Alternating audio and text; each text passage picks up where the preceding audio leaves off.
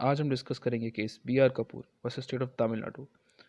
This case also talks about RPA 1951, but this talks about section 8 subsection 3. Last case हमने discuss किया था section 8 का subsection 4. यहाँ मैंने गलती से 4 लिख पे दिया था. यहाँ पे काफ़ी बड़ी बेंच है, 1 2 3 4 5. और मेन क्वेश्चन यहाँ पे है कि क्या can a convicted person for an offence, अगर कोई पर्सन कन्विक्टेड है किसी ऑफेंस के लिए, disqualified to be member of state legislature, तो क्या ऐसे आदमी को हम चीफ मिनिस्टर बना सकते हैं या नहीं. तो बात यह आती है कि जयललिता जी थी.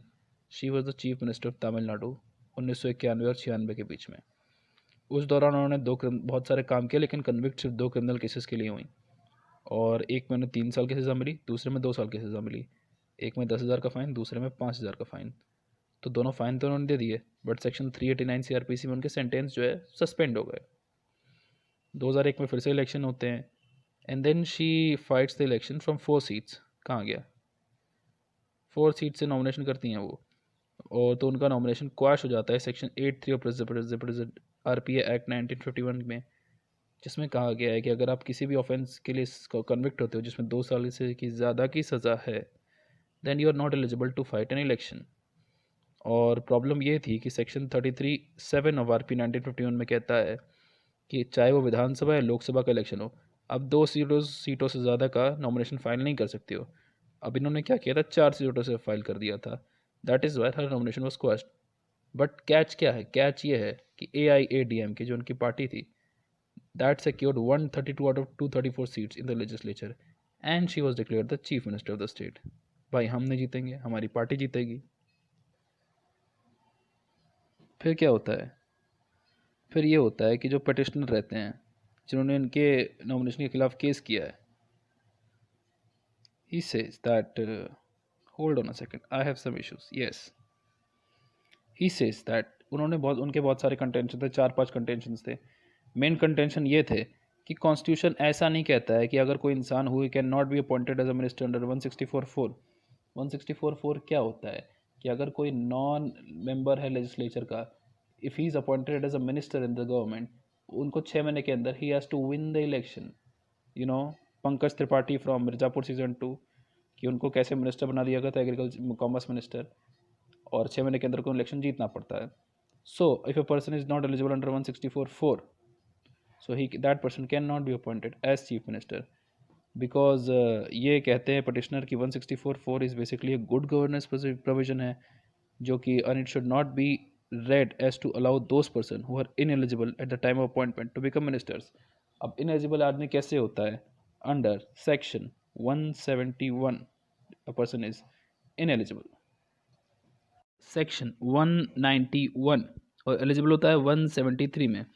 तो ये लेके 4 पॉइंट्स कहे जाते हैं यहाँ पे पटिशनर के द्वारा. सबसे इंपॉर्टेंट पॉइंट होता है ये वाला, an appointment of any person as a minister while such person is not a member of the legislature is an exception to the normal rule that a minister must be member of the legislature at the time of appointment. मतलब कि अगर किसी आदमी को minister बनना है तो usually उसको लेजिस्लेचर का पार्ट होना पड़ेगा.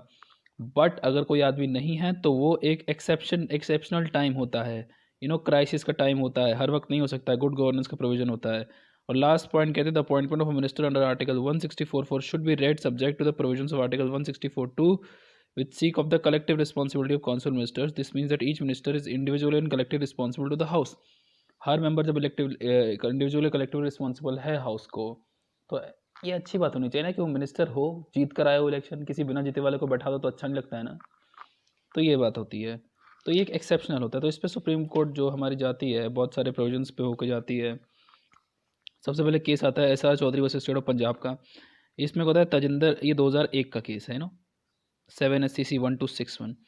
इसमें बात होती है एक तेज प्रकाश सिंह साहब की, जिनको एक मिनिस्टर ऑफ स्टेट पंजाब को अपॉइंट कर दिया गया था अंडर चीफ मिनिस्टर सरदार हरचरण सिंह ब्रार. इनको अपॉइंट कर दिए थे. अब क्या होता है, इनके 6 महीने पूरे हो जाते हैं, ये हट भी जाते हैं. ये हट जाते हैं, साथ साथ हरचरण सिंह ब्रार साहब भी हट जाते हैं. उनकी जगह आ जाती है मैडम श्रीमती राजेंद्र कौर भट्टल. अब ये भट्टल मैडम क्या करती हैं, तेज प्रताप सिंह को वापस was appointed a member of minister again.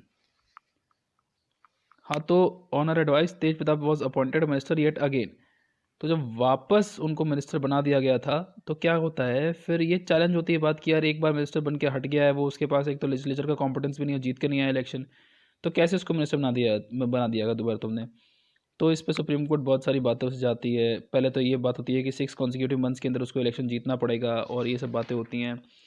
फिर वेस्ट मिनिस्टर मॉडल का हम लोग देखते हैं कैसे अपना जो पार्लियामेंट्री सिस्टम है बेसिकली वो वेस्ट मिनिस्टर सिस्टम जो कि ब्रिटिश पार्लियामेंट है उस पे बेस्ड है। तो वहाँ पे एक बड़ी अच्छी लाइन आती है, all members of parliament, house of lords or house of commons, and they are answerable to it for their actions and policies. Appointment of a non-member as a minister is a rare exception, and if it happens it is for a short duration. Either the individual concerned gets elected or is conferred life peerage.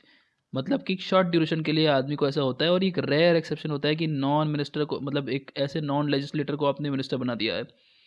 उसके बाद जितनी भी representational democracy से जहाँ से हमारा constitution उधार लिया गया, आई मीन सॉरी, मतलब कि इंस्पायर किया गया, आई मीन मतलब मेरे कहने का मतलब है कि हमने इंस्पिरेशन ली है, सॉरी हाँ, चोरी नहीं किया कहीं से कुछ भी, इंग्लैंड से, ऑस्ट्रेलिया, कनाडा, इन सब देशों से किया गया है।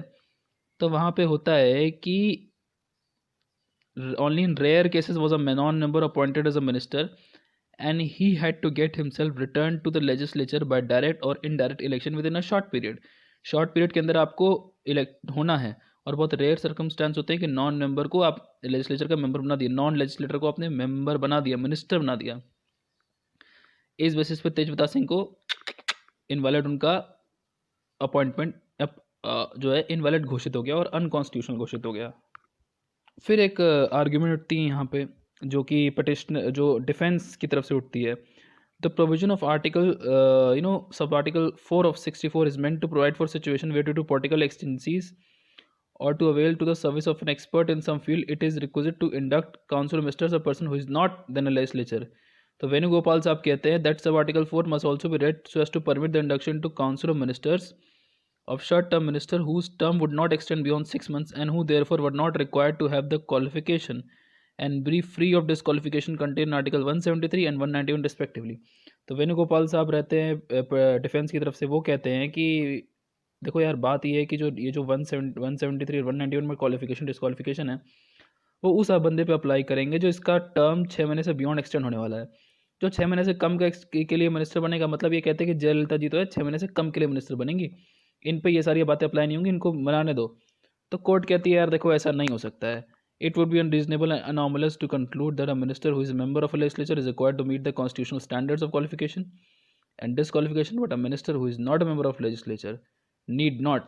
तो मतलब कहते हैं कि जब ये सब जो मेंबर ये सब जो चुनाव जीत के हैं उन पे लगेंगे, जो चुनाव बिना जीते आ गया उस पर तो कुछ लगेंगे ही नहीं। तो कोर्ट कहती है भाई देखो यार ये सब उल्टी सीधी बातें हमारे सामने मत करो।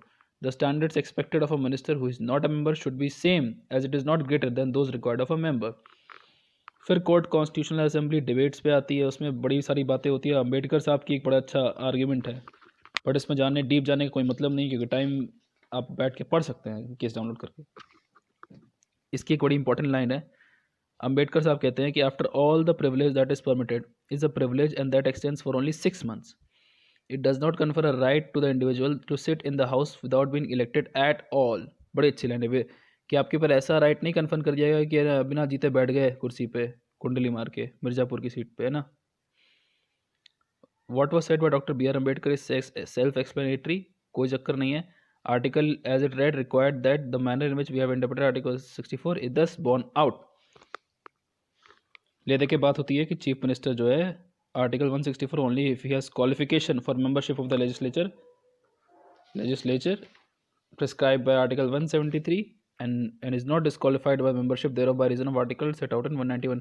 मतलब अगर आप किसी नॉन मेंबर को आप मिनिस्टर बना रहे हो, नॉन लेजिस्लेटर को, तो उसके पास वो ही और she should not be disqualified under 173 and should be qualified under 191। ठीक है।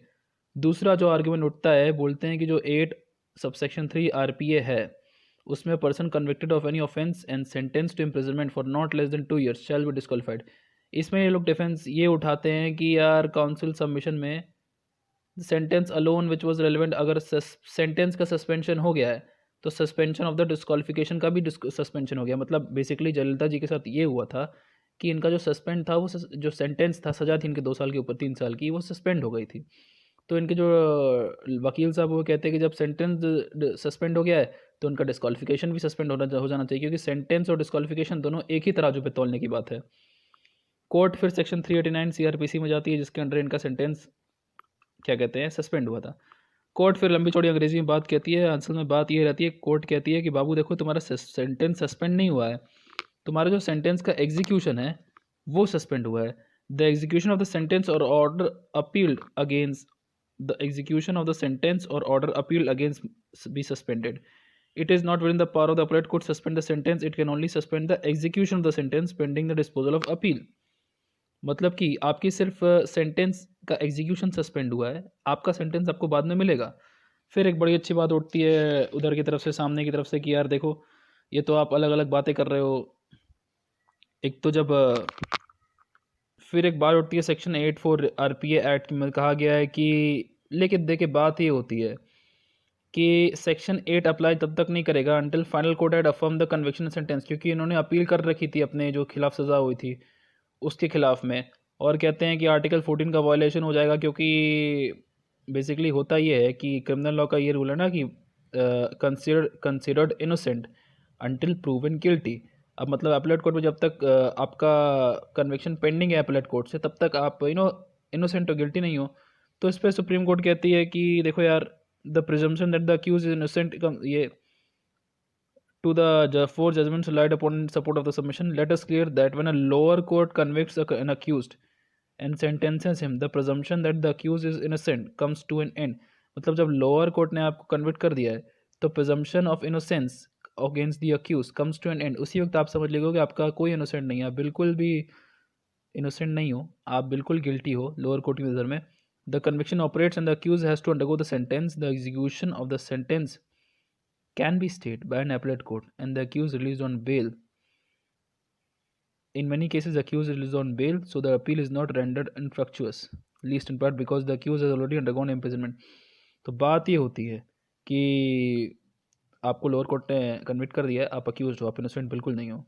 The conviction and the sentence it carries operates against the accused in all their rigor until set aside in appeal, and a disqualification that attaches to the conviction and sentence applies as well. और यहाँ पे एक final argument उठती है but defence की तरफ से कि यार देखो जो पार्टी मतलब ये तो बहुत सारा अंग्रेजी में दिया हुआ, मैं हिंदी में समझाता हूँ कि पार्टी कहती है कि जो मेजॉरिटी पार्टी है उसके पास पावर रहती है in selecting the chief minister or the minister, the only consideration while being the political party and its leaders commanded a majority in the legislature and could provide a stable government. मतलब कि जो majority है legislature की, मतलब अगर कल को किसी भी प्रदेश में कोई भी अगर मान लो मैं किसी पार्टी का नाम नहीं लूँगा, अगर कोई एक्स पार्टी लेजिस्लेचर में आ जाती है, ये एक पार्लियामेंट है, इसमें एक्स पार्टी की मेजॉरिटी आ गई, मेजॉरिटी सीट इसने जीत ली, तो ये एक्स पार्टी किसी भी वाई आदमी को उठा के यहाँ का सीएम बना सकती है। इट डज़ नॉट मैटर कि वाई ने इलेक्शन जीता है नहीं जीता है, कुछ भी किया है कि नहीं, हमें मैटर कि ये आर्ग्यूमेंट रहती है, क्योंकि जो एक्स पार्टी है वो अल्टीमेट सोवरेन है इस प्रदेश में, क्योंकि ये मेजॉरिटी पार्टी है। तो कोर्ट इसके खिलाफ ये कहती है कि भाई देखो यार, ऐसे तो किसी भी लल्लू पंजू पंटू को उठा के मिनिस्टर बना दो हैं। तो एक्सेप्ट द लर्नर्स काउंसिल का mission is to invite disaster. As an example, the majority party in the legislature could recommend the appointment of a citizen of a foreign country who would not be a member of the legislature and would not be qualified to be member therefore under article 177। तो court ये कहती है कि यार देखो ऐसे तो किसी को भी बना दोगे, किसी को भी बना दोगे, कोई भी पागल को बना दोगे minister just because you command a majority, that contention can not be accepted. And और कोर्ट कहती है कि the will of the people as express through the majority party prevails only if it is accordance with the constitution. अगर constitution के according है जो majority party काम कर रही है, तभी जो विल ऑफ द पीपल है वो एक्सेप्ट की जाएगी। ऐसे किसी को नहीं बना सकते आप minister. The governor is a functionary under the constitution and to sworn the preserve protect and defend the constitution and the law, the governor can not in the exercise of discretion otherwise do a thing that is contrary to the constitution and the laws. तो basically बात होती है कि chief minister Jayalalithaa जी का appointment गलत है और उनको हटा देना चाहिए। फिर एक क्लास में एक छोटी सी बात आती है कि this is not very much important कि एक क्या क्वो वारंटो पटिशन फाइल हो सकती है किसी भी पर्सन के against who has been appointed by the governor. तो कोर्ट कहती है बिल्कुल फाइल हो सकती है, that is no where to be just. तो बात ये होती है कि petition in light of this order, the other writ petitions, the appeal and transfer petitions stand disposed of. We accordingly order declared the appointment of second respondent as the Chief Minister of the state of Tamil Nadu was not legal and void and valid, and that she cannot continue to function as the Chief Minister. तो बात होती है जयललिता जी का appointment cancel हो जाता है. धन्यवाद.